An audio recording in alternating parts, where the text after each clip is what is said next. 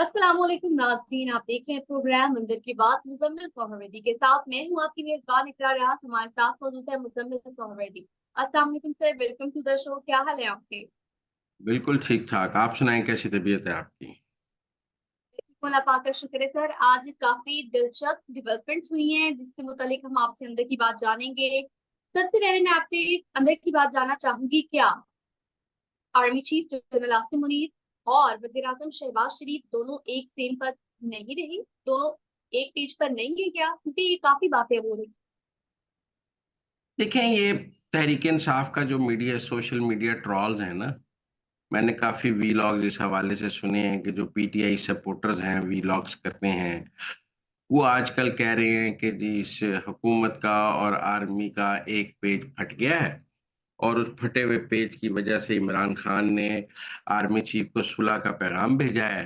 और चूंकि फौज की और नून लीग की लड़ाई हो गई है, लिहाजा अब फौज और तहरीक इंसाफ की सुलह होने वाली है।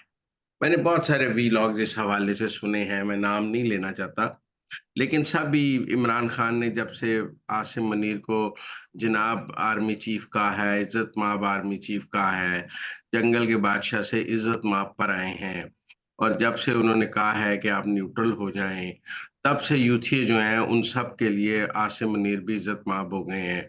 और वो सब ये अब पहाड़ा पड़ना शुरू हो गए हैं कि फौज और तहरीक इंसाफ की सुलह हो रही है और फौज और शहबाज शरीफ की लड़ाई हो गई। अब इस हवाले से मैं समझता हूँ कि ये सिर्फ एक माहौल बनाने की बात है, हकीकत इसमें कुछ नहीं है।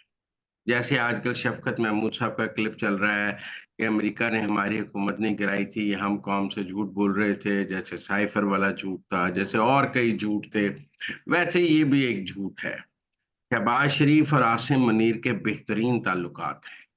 दोनों मुल्क की बेहतरी के लिए एक ही सिमत में चल रहे हैं, दोनों के दरमियान कोई इख्तलाफ नहीं है।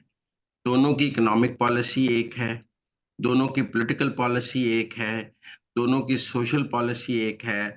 आसिम मुनीर और शहबाज शरीफ मिलकर पाकिस्तान को इस बहरान से निकालने के लिए दिन रात काम कर रहे हैं। ये जरूर है कि जब भी शहबाज शरीफ और आसिम मुनीर की मुलाकात होती है तो उसकी तस्वीर या वीडियो जारी नहीं की जाती। इमरान खान के दौर में तो जब भी इमरान खान की डीजीआईएसआई या जनरल बाजवा से मुलाकात होती थी तो उसकी तस्वीर जारी की जाती थी, क्योंकि इमरान खान फौज को दिखाकर ऑपोजिशन को डराते थे कि फौज मेरे साथ है। लिहाजा वो उन तस्वीरों को अपने पॉलिटिकल माइलेज के लिए इस्तेमाल करते थे, ऑपोजिशन को डराने के लिए इस्तेमाल करते थे। सारी दुनिया को पता है कि 2019 में सेम पेज फट गया था, लेकिन वो 2022 तक ऑपोजिशन को डराने के लिए तस्वीरें और वीडियो इस्तेमाल करते रहे। जबकि शहबाज शरीफ को ऐसी कोई आदत नहीं। जो लोग वजीर आजम हाउस में काम करते हैं उन्हें पता है कि आर्मी चीफ और शहबाज शरीफ के दरमियान तवील घंटों की मुलाकातें होती हैं, और इन तवील मुलाकातों में बड़े फैसले होते हैं, लेकिन इन मुलाकातों की कोई खबर जारी नहीं की जाती।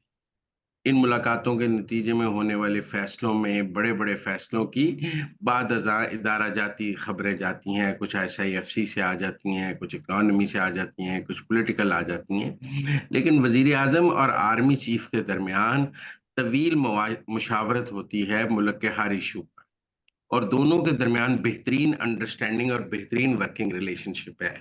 लिहाजा जो लोग ये सौदा और ये चूरन बेचने की कोशिश कर रहे हैं कि जी फौज और नून लीग की लड़ाई हो गई है, शहबाज शरीफ और आसिम मुनीर का तनाजा हो गया है, भी वो बताएं तनाजा किस बात पर हो गया है। चीफ और अब शहबाज शरीफ फौज के मामलात में इंटरफेयर नहीं करते। फौज जो है वो पॉलिटिक्स में बिल्कुल गवर्नमेंट के साथ खड़ी है। ये 15 दिन पहले तक तो आप गालियां निकाल रहे थे, और अब आपको 15 दिन बाद क्या हुआ है। इसलिए मेरे ख्याल में ये सारा नैरेटिव झूठ पर है, अगले 15 दिन महीने में गिर जाएगा। इस हवाले से ये राय जरूर है कि जो तहरीक इंसाफ के अदलिया में दोस्त हैं, जो जज साहिबान तहरीक इंसाफ को सपोर्ट करते हैं, उन्होंने इमरान खान से कहा है कि आप फौज के साथ दर्जा हरारत नीचे लेकर आए, क्योंकि हमने फैसले देने हैं आपके हक में, तो आप फौज को जरा कम न्यूट्रल करें, दुश्मनी कम करें, ताकि हम फैसले दे सकें। और इमरान खान ये ईमानदार जजों की हिदायत पर ये दर्जा हरारत नीचे लाने की कोशिश कर रहे हैं एकतरफा तौर पर, वरना इसमें हकीकत कोई नहीं है। मैं नहीं समझता कि फौज की और इमरान खान की कोई सुलह हो सकती है। जो केपी गवर्नमेंट ने खत लिखा है कि 9 मई के वाकयात पर जुडिशल कमीशन बनाया जाए, उस जुडिशल कमीशन का दायरा इख्तियार सिर्फ केपी की हद तक होगा। पूरे मुल्क के 36 शहरों में सब कुछ हुआ है, उसको केपी का एक जज कैसे इन्वेस्टिगेट कर सकता है? और वो जो केपी का जज कैसे इमरान खान को इन्वेस्टिगेट करेगा और सब कुछ करेगा? क्या दायाद वकूए की प्लानिंग ज़मान पार्क में हुई है और जुडिशल कमीशन आई पेशावर में बन जाएगा, ये कैसे मुमकिन हो सकता है? ये एक मज़ाक है। और मैं नहीं समझता कि chief justice Peshawar high court को ये कमीशन बनाना भी चाहिए।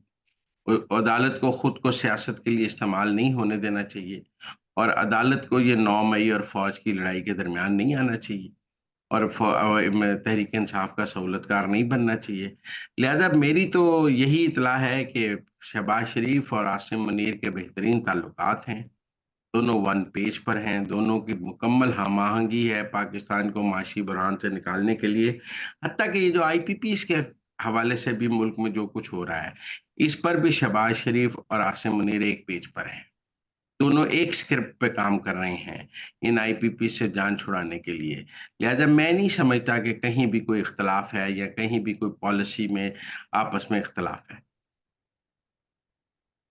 सर आगे बढ़ेंगे और आपसे जानना चाहूंगी कि जो जमात इस्लामी और पाकिस्तान तहरीक इंसाफ है, दोनों सर ऑपोजिशन में है, लेकिन इनका अलायंस क्यों नहीं होगा?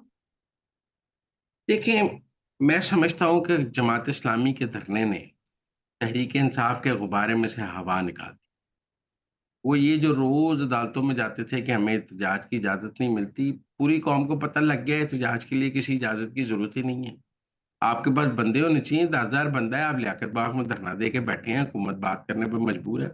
आज तहरीक इंसाफ को क्या रुकावट है कि वो जाकर इस धरने में शामिल हो जाए? अपने 1000, 2000, 5000 जितने भी उनके पास लोग हैं, वो पूरे मुल्क में कॉल दे दें कि आप जहाँ भी हैं सब, वो जमात इस्लामी के धरने में आके शामिल हो जाएँ। तो सब शामिल नहीं हो जाएँगे? मैं ये समझता हूँ कि तहरीक इंसाफ के जो लोग हैं, वो चाहते ही नहीं कि मुल्क में कोई एहतजाज हो, इमरान खान बाहर आए। वो सिर्फ़ एहतजाज का ड्रामा करना चाहते हैं। वो नहीं चाहते कि बिजली सस्ती हो, वो सिर्फ़ बिजली सस्ती का ड्रामा करना चाहते हैं।